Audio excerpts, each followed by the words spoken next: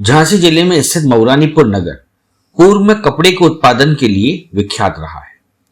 मऊरानीपुर में कई मंदिर होने के कारण लोग इस नगर को मिनी अयोध्या भी कहते हैं। कहा जाता है कि हजारों साल पहले मऊरानीपुर में राजा भोज का राज था। 12वीं शताब्दी के दौरान मऊरानीपुर चंदेला राजा मदन वर्मन के अधीन था। असल में मऊरानीपुर का विकास बुंदेला राजाओं के काल में हुआ माना जाता है। झांसी की रानी लक्ष्मीबाई के शासनकाल में शामिल परगना में मऊरानीपुर भी शामिल था। बाद में 1857 में टिहरी की रानी ने मऊरानीपुर पर कब्जा कर लिया। शुरुआती दौर में झांसी की रानी लक्ष्मीबाई को काफी उलटफेर का सामना करना पड़ा, लेकिन बाद में उन्हें टिहरी की सेना पर विजय हासिल हुई। 1857 में झांसी की रानी ने अंग्रेजों के खिलाफ मऊरानीपुर में जीत हासिल की और वे सबसे शक्तिशाली विद्रोही नेता बन गई। बुंदेलखंड में बानपुर व शाहगढ़ के शासक उनके सहयोगी बन गए, जिससे उनकी सेना को बहुत मजबूती मिली।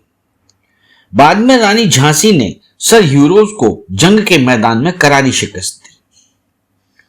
उत्तर प्रदेश के झांसी जिले की मऊरानीपुर तहसील में ग्राम रौनी में ऊंचे पहाड़ पर एक ऐसा शिव मंदिर है जहां पर स्थापित शिवलिंग के दर्शन के लिए लोग देश विदेश से आते हैं। यह मंदिर केदारेश्वर धाम के नाम से विख्यात है। बुंदेलखंड में इस मंदिर का बड़ा महत्व है। असल में इस मंदिर में शिवलिंग नंदी की पीठ पर विराजमान है। शिवलिंग की यही विशेषता इसे दुर्लभ बनाती है।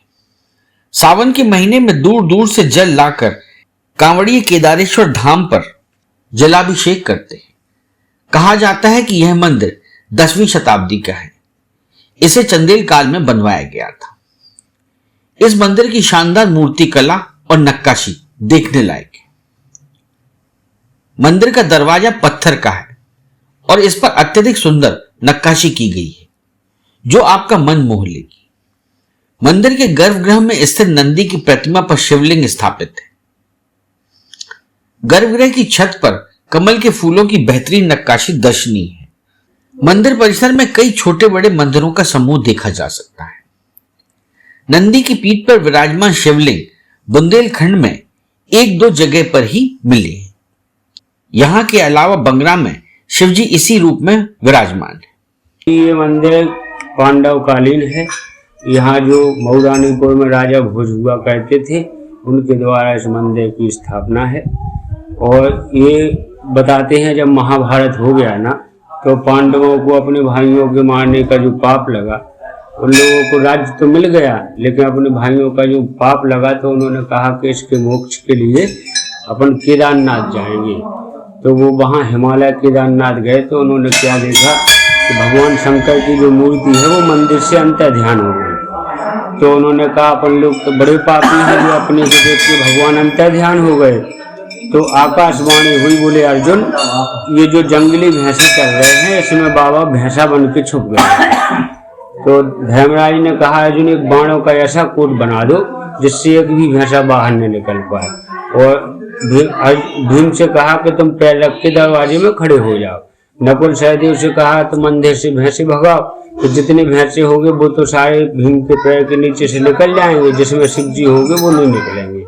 तो नकुल सहदेव ने जैसे अंदर से भैंसे भगाए तो जितने भैंसे थे वो तो सारे के सारे निकल गए, लेकिन जो जिसमें बाबा थे वो ऊपर की ओर भागने लगा। तो कहा कि वो गए बाबा। तो भीम ने दौड़ करके पूंछ पकड़ी, तब तक बाबा ने अपने मस्तक का प्रहार हिमालय में कर दिया। तो उसके 2 खंड हो गए उस भैंसे के। तो पृष्ठ भाग तो भीम के हाथ में रह गया और जो आगे का भाग था वो हिमालय में समा गया।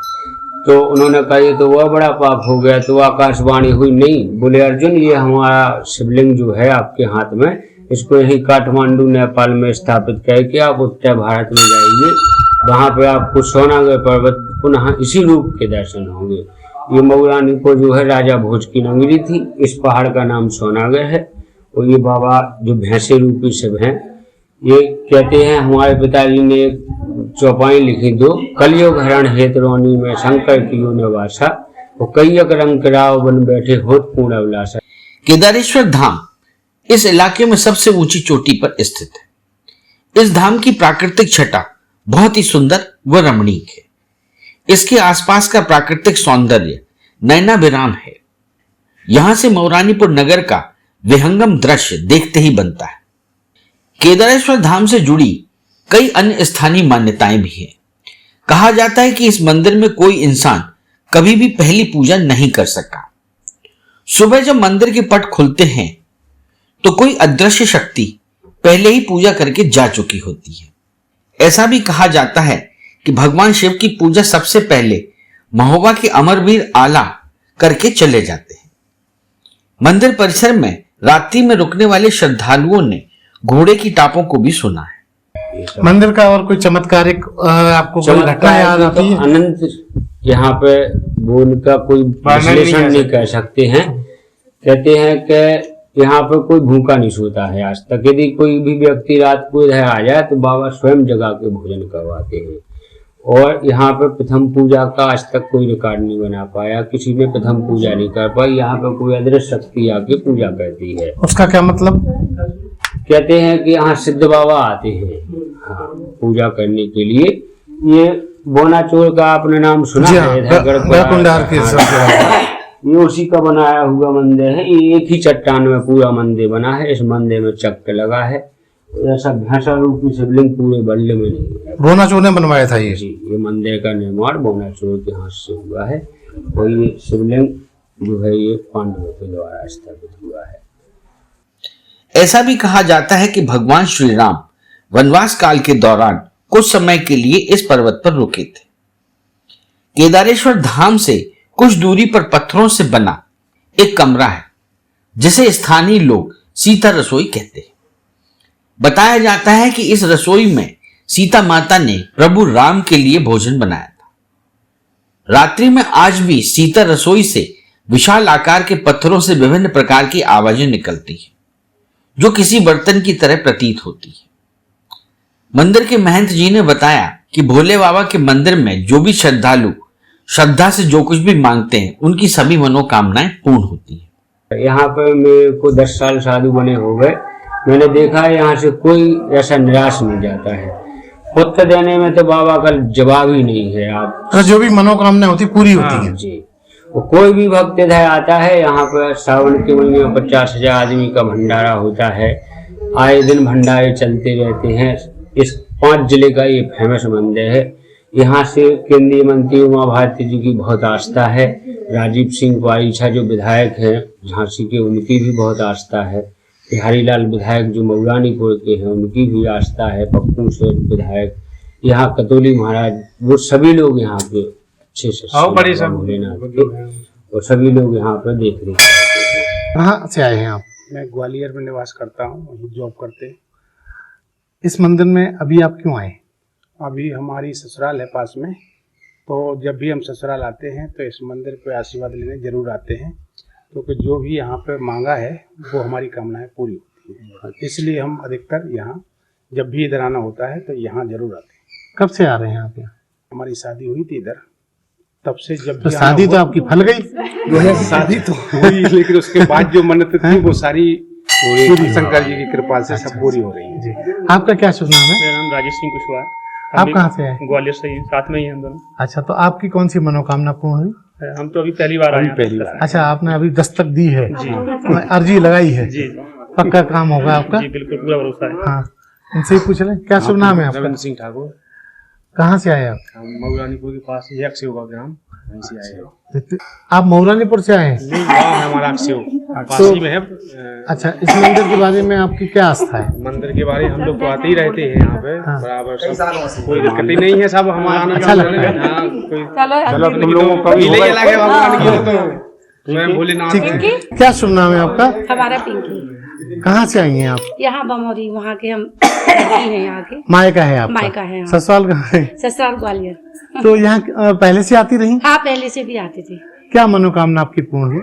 बस जो अभी पतिदेव ने बताया सारी मनोकामना पूरी यहीं से होती आप कहाँ से आई हैं जी? जी? हम लोग भी ग्वालियर से ही हैं, साथ में ही हैं। मतलब पहली बार आए? हाँ जी, पहली बार ही आए। मतलब आप अर्जी लगाने आए हैं? वैसे भी भोले बाबा ने सब प्रार्थना स्वीकार करी है, आगे भी अर्जी ऐसे उनके आगे तो। रिंकी है मेरा। रिंकी, क्या कहाँ से आई हैं आप? महुआ से आए। मायका यहाँ बमौरी कला है मेरा। अच्छा, तो मायके में आपका शिव जी का मंदिर मायके में है, तो आपको तो बड़ा अच्छा लगता होगा। हाँ, बचपन से आते रहते हैं यहाँ पे। कोई मनोकामना आपकी पूरी सारी हुई? मनोकामना पूरी की है भोलेनाथ ने हमें। कुछ और बची? अब जो बची है वो भी पूरी करेंगे आगे। बोले केदारेश्वर महाराज क्या नाम है आपका? बबलू कुशवाहा। क्या करते हैं आप? सब्जी का काम करते ये केदारेश्वर मंदिर के बारे में आप क्या जानते हैं? हैं। केदारेश्वर के मंदिर के बारे में, यहाँ बहुत प्रसिद्ध मंदिर है जी।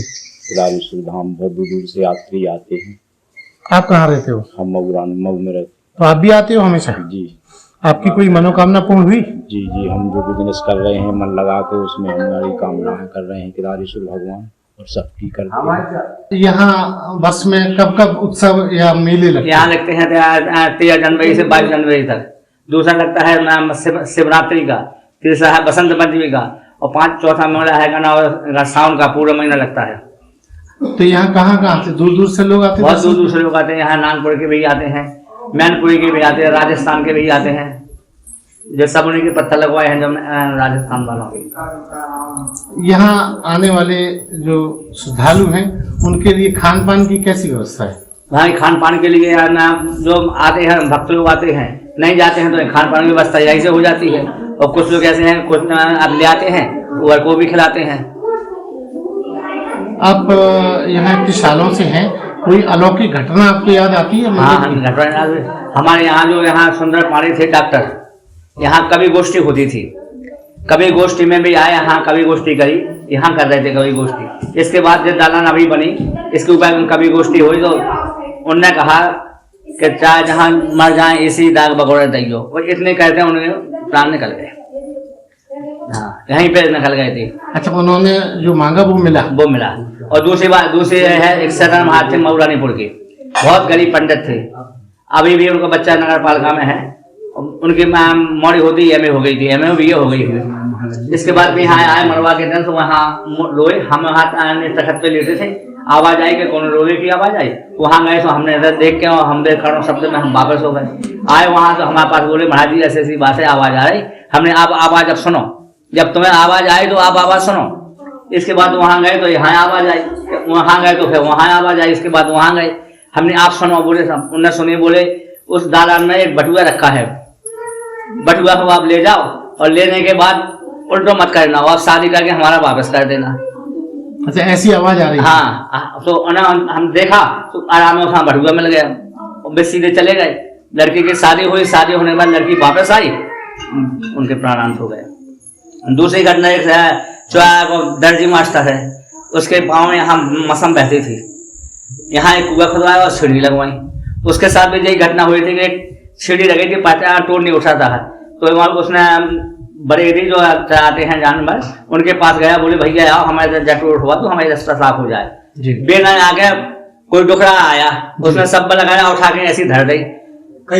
हाँ, ऐसी धर दी। सुबह अचंबा पड़ गया, अरे हम चाय पर उठे अकेले रह गए। उसने छोड़ के सब और जाकर बरेलियों के पास गया। बोले कहा भैया तो हमारे पास आए? बोले हम नहीं आए। वह भी वक्त आए तो उनसे पूछे, बोले हम नहीं आए। बोले किराए तो अब धर गए और ये खत्म कर, और जितना से बड़ा टोल धर गई उतना से उनके हाथ पैर पूरे सही हो गए थे। जो मवाद था, मौसम था, स्वस्थ हो गए। हाँ, सब ठीक हुए। और यहाँ यही वो खाना खाता था, केवल रोटी बनाता था सूखी नमक डाली, यहीं रहता था। अब उसका वो भी भगवान की स्वर्ग धाम हो गया। इसके अलावा कोई और ऐसी जो बाहर के लोगों को लाभ पहुंचा हो और उन्होंने बाहर के लोगों इतना लाभ पहुंचा कि जो मंदिर बना देवी जी का बिरनानपुर के हैं, उनके बच्चा नहीं होता था। मऊरानीपुर उनकी ससुराल है जगदीश के यहाँ। तो उन्होंने कहा जीजा जी चलो हम अपने केदारेश्वर घुमा लिया और वहाँ दर्शन करवा। बोले हम नहीं जा रहे, हमारे पास सब कुछ है, हम नहीं जाए, केवल हम संतानहीन हैं इसलिए हम नहीं जाएंगे। उन्हें आग्रह करके लुवा ले आए। भगवान की कृपा से संतान हुई। संतान होने के बाद उसने मंदिर की स्थापना की।